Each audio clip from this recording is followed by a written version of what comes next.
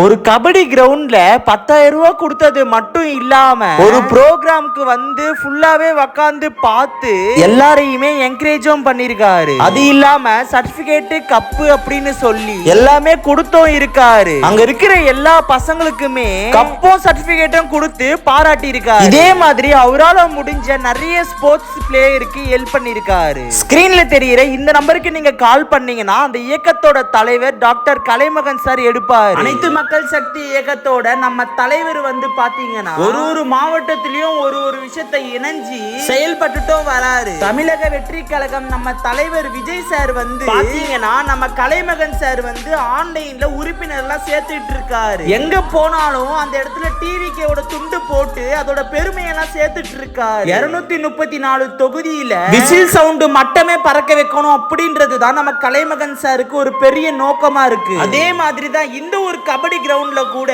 ஒரு வருஷத்துக்கு தராம வருஷம் 10,000 ரூபாய் கொடுத்துட்டு இருக்காரு. எந்த ஒரு தலைவரும் பண்ணாத ஒரு விஷயத்தை இவரு பண்ணிட்டு இருக்காரு. டிவி கேக்கு ஓட் போடுங்க.